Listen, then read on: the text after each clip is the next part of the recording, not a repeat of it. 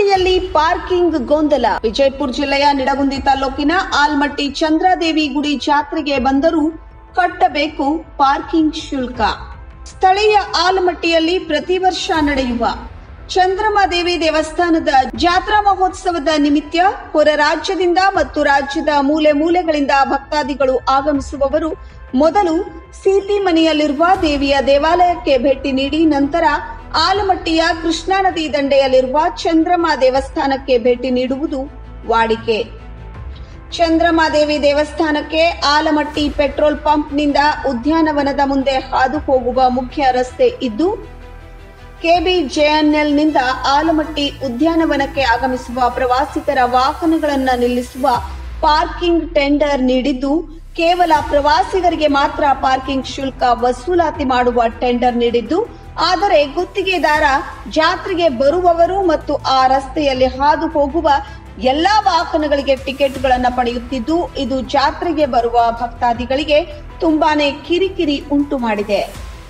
ವರ್ಷಕ್ಕೊಮ್ಮೆ ಬರುವ ಈ ಜಾತ್ರೆಯಲ್ಲಿ ಈ ಸಮಸ್ಯೆ ಮಾಮೂಲಿ.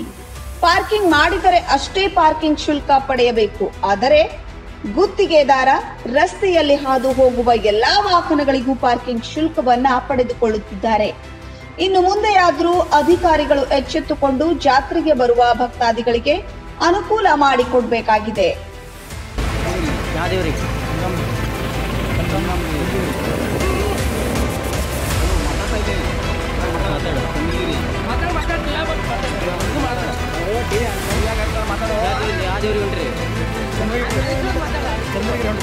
ಚಂದ್ರಗಿರಿಗೆ ಅದೆಷ್ಟೈತಿ ಪಾವತಿ? ನೀವು ಗಾರ್ಡನ್ ನೋಡಕ್ಕೆ ಹೊಂಟ್ರು ದೇವ್ರಿಗೆ ಹೊಂಟ್ರು ತೋರಿಸ್ರಿ.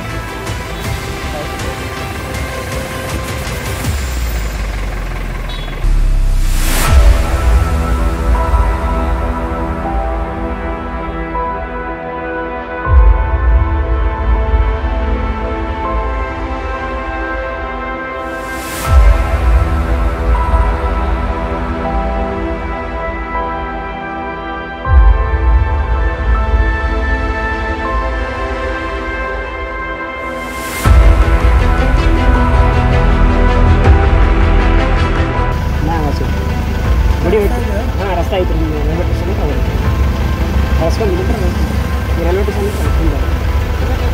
Railway station. ವೀಕ್ಷಕರೇ, ನಮ್ಮ ಸತ್ಯಂ ವಾಹಿನಿಯ ಪ್ರತಿದಿನದ ಅಪ್ಡೇಟ್ ಮಾಹಿತಿಯನ್ನ ತಿಳಿದುಕೊಳ್ಳಲು ಸತ್ಯಂ ಟಿವಿ ಕನ್ನಡ ಯೂಟ್ಯೂಬ್ ಚಾನೆಲ್ಗೆ ಸಬ್ಸ್ಕ್ರೈಬ್ ಹಾಕಿ ಹಾಗೂ ಬೆಲ್ ಐಕಾನ್ ಅನ್ನು ಕ್ಲಿಕ್ ಮಾಡಿ.